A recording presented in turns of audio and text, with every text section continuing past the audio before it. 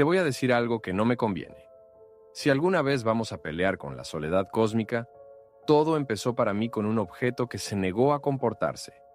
No era enorme, no era brillante, no dejó una cola espectacular. Pasó como pasan los desconocidos importantes, deprisa, sin saludar, y dejando un perfume raro en la habitación. Desde entonces, cuando miro al cielo, no busco luces. Busco anomalias discretas que nos obligan a reconocer nuestros límites. En 2017, alguien lo vio y yo aprendí un verbo nuevo para la memoria: olvidar con vergüenza. Porque lo perdimos casi al mismo tiempo que lo nombramos. Le pusieron un nombre como de susurro, Oumuamua, que para mí suena a no te confíes. Yo no me confié. Y sin embargo, cuanto más leo y más pregunto, más sospecho que no era un milagro, era una lección.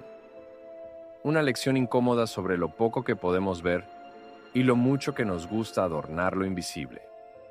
Gosto de reconstruir la escena desde el principio, pero no el principio de los cronistas, el mío. Yo estaba convencido de que el cielo de verdad se deja entender en bruto. Asteroides son piedras, cometas son bolas sucias de hielo y polvo, planetas son pelotas con temperamento.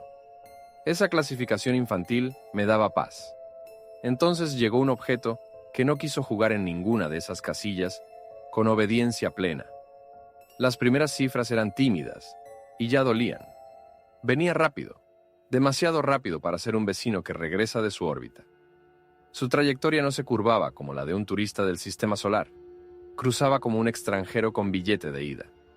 Yo repetí la palabra interestelar como un conjuro, para ver si se me pasaba el susto. No se me pasó.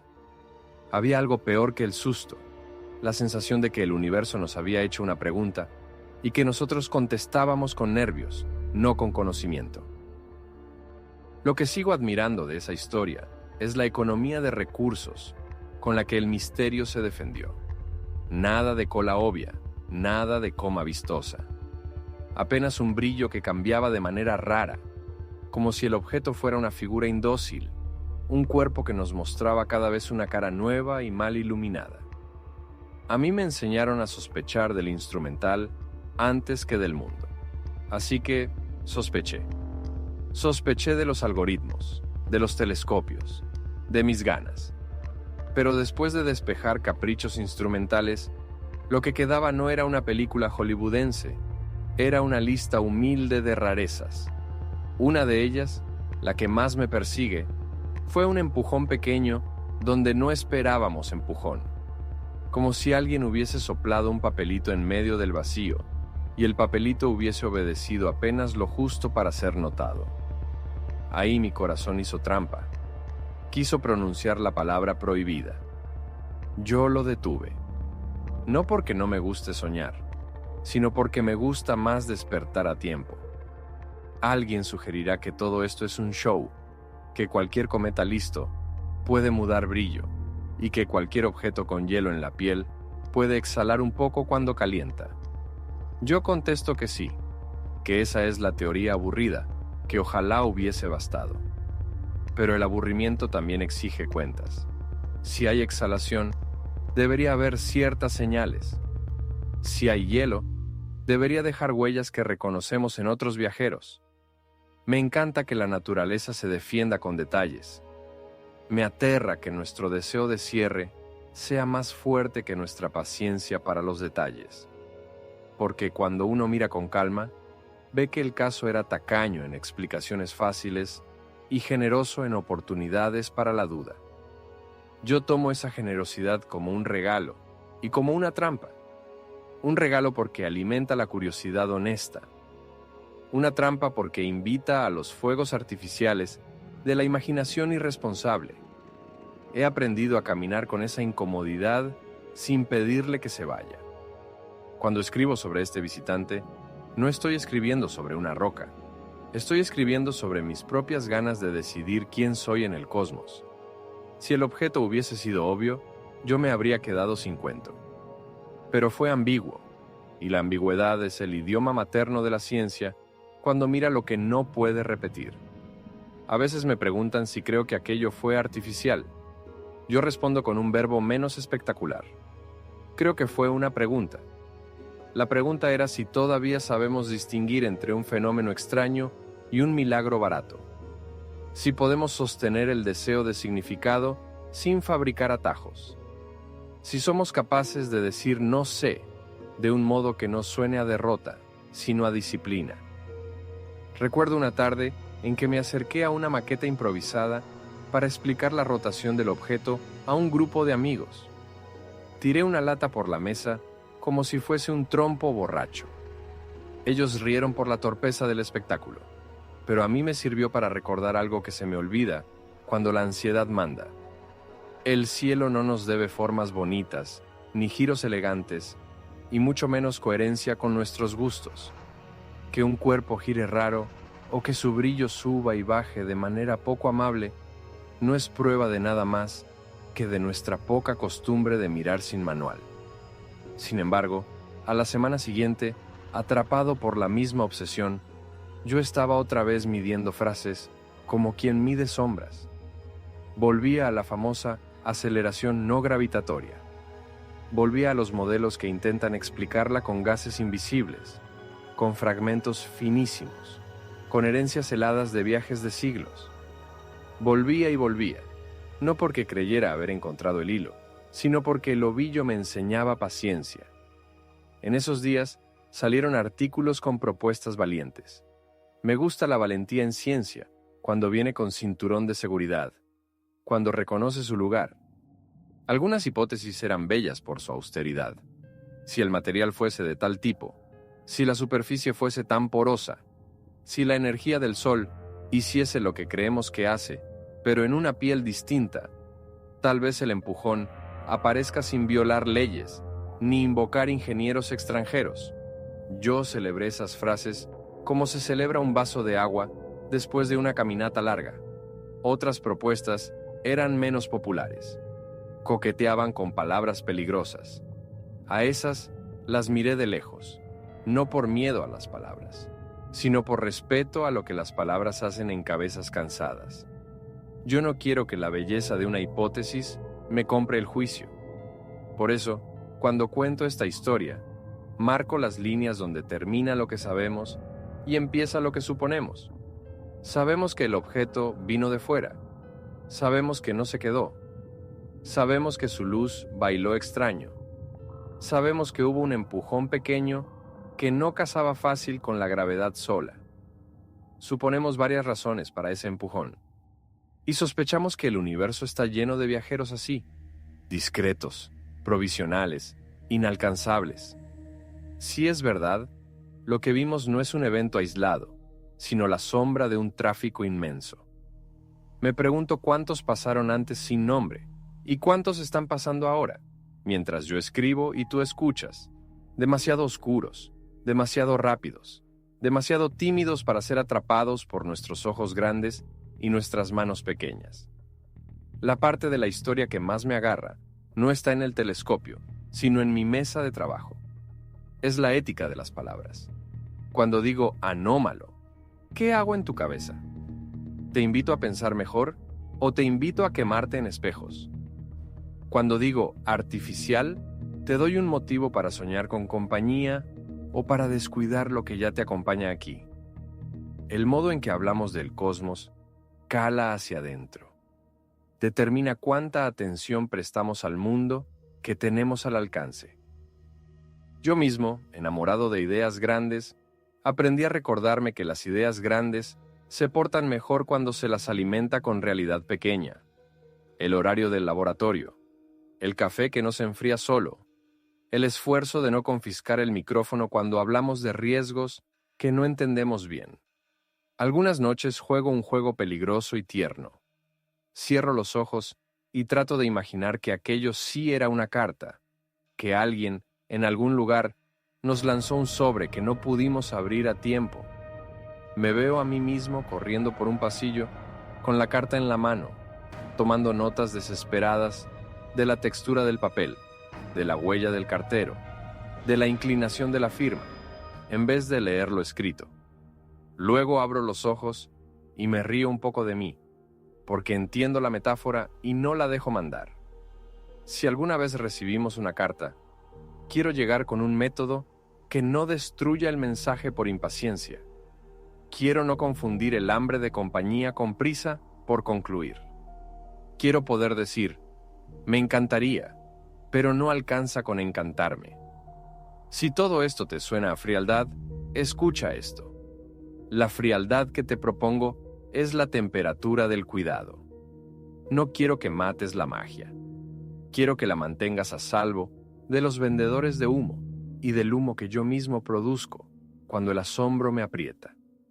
Me he sorprendido traduciendo estados de ánimo en ecuaciones, como si el universo tuviera la obligación de acompañar mis necesidades psicológicas. No la tiene. Esa distancia sana me permite amar más lo raro sin hacerle trampa. Me permite disfrutar del silencio entre datos. Me permite no inventar finales cuando tengo apenas el primer acto. A veces, cuando la conversación se calienta, alguien me pregunta cuál sería mi apuesta. Yo respiro, cuento hasta 3 y apuesto a lo que menos espectáculo garantiza. Que el objeto fue natural y que nos enseñó más de lo que supimos medir. Que la naturaleza, probando combinaciones que todavía no catalogamos, fabricó un viajero con piel ajena a nuestros manuales. Que el empujón que sentimos no fue una firma secreta, sino una reacción banal en un contexto que no solemos mirar. Y que el verdadero documento que nos dejaron no es una nave, sino una pregunta. ¿Estás listo para la próxima? Porque habrá próxima. Y la próxima también será breve, mal iluminada, cruel con nuestro deseo de selfie. La galaxia se especializa en apariciones fugaces, pero no quiero irme sin jugar el juego contrario. Imagina que algún día, no mañana, no el mes que viene, encontramos algo que no nos permita tomar la salida fácil de fue raro, pero natural. Algo que cruce el umbral de lo improbable y se plante delante como una tesis con patas. Ese día quiero estar preparado para 2 tareas. Una, la científica. Verificar sin pasión, replicar sin prisa, describir sin épica innecesaria.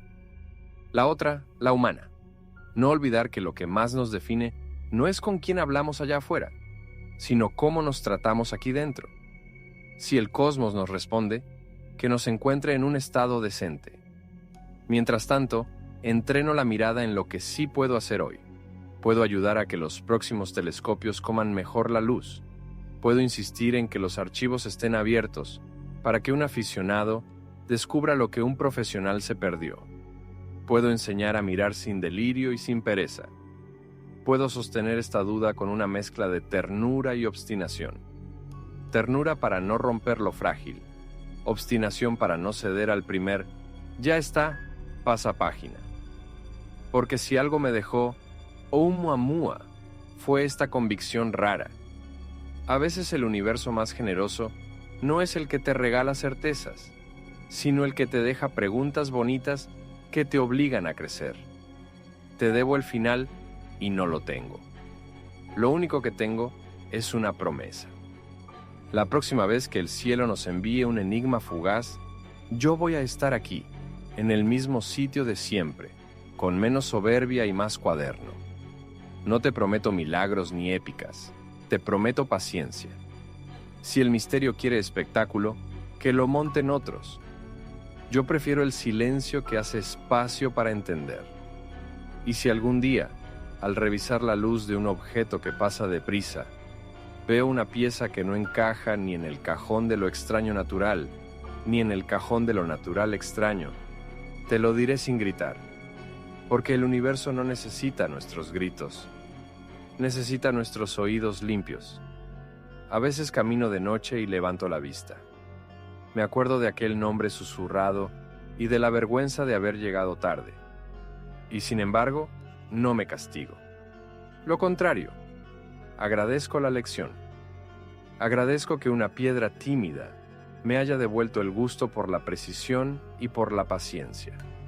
Agradezco que mi imaginación haya tenido que volver a sentarse a la mesa con los datos, como un alumno que llega con flores a pedir perdón. Si alguna vez nos cruzamos otra vez con un viajero así, me gustaría que este canal, estas palabras y esta comunidad sirvieran de linterna, no para inventar fantasmas, sino para iluminar la forma exacta de lo que sea que pase.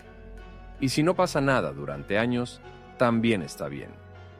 La espera no es un vacío, es un laboratorio. Yo sé que hubo noches en que me ganaron las ganas de decir, era una carta. Hoy me dejo ganar por otra cosa, por la ética de mirar. Si eso me vuelve menos divertido, que así sea. Prefiero ser menos divertido y más útil, menos ruidoso y más exacto, menos rápido y más verdadero. El cielo no necesita que lo aplaudamos, necesita que aprendamos a escucharlo cuando baja la voz. Y a veces, cuando baja la voz, lo más honesto que puedo hacer es reconocer que escucho apenas un murmullo que dice, prepárate mejor, un murmullo que dice, vendrán más, y vendrán. Te lo prometo no como profeta, sino como pragmático. El espacio entre estrellas no está vacío de historias, está vacío de instrumentos suficientes. Estamos construyendo los instrumentos, y cuando lleguen, quiero llegar contigo. Quiero que estemos listos para distinguir el brillo del deseo del brillo de la evidencia. Quiero que lo que nos guíe no sea la urgencia de llenar silencios, sino el orgullo de comprender un poco mejor. Si eso significa renunciar a titulares fáciles, renunciaremos juntos. Si significa sostener preguntas durante años, las sostendremos. Si significa aceptar que a veces lo más razonable es la hipótesis aburrida, la abrazaremos como se abrazan las verdades que cuidan. Cuando cierro el cuaderno, queda la imagen de una piedra tímida que se aleja. No puedo perseguirla. No puedo traerla a la mesa. No puedo pedirle que se quede. Puedo, eso sí, aprender a estar a la altura de lo que su paso nos exigió. Paciencia, método, humildad y la audacia suficiente para, cuando haga falta, decir la palabra peligrosa con el menor daño posible. Hasta entonces, celebro este murmullo. Es pequeño, es frágil y nos pertenece. A veces, mientras camino de regreso a casa, me repito que la paciencia es el único microscopio que tenemos para mirar lo que aún no sabemos nombrar, y que cada década humana pesa menos que un suspiro en el reloj de la galaxia. A veces, mientras camino de regreso a casa, me repito que la paciencia es el único microscopio que tenemos para mirar lo que aún no sabemos nombrar, y que cada década humana pesa menos que un suspiro en el reloj de la galaxia. A veces, mientras camino de regreso a casa, me repito que la paciencia es el único microscopio que tenemos para mirar lo que aún no sabemos nombrar, y que cada década humana pesa menos que un suspiro en el reloj de la galaxia. A veces, mientras camino de regreso a casa, me repito que la paciencia es el único microscopio que tenemos para mirar lo que aún no sabemos nombrar, y que cada década humana pesa menos que un suspiro en el reloj de la galaxia.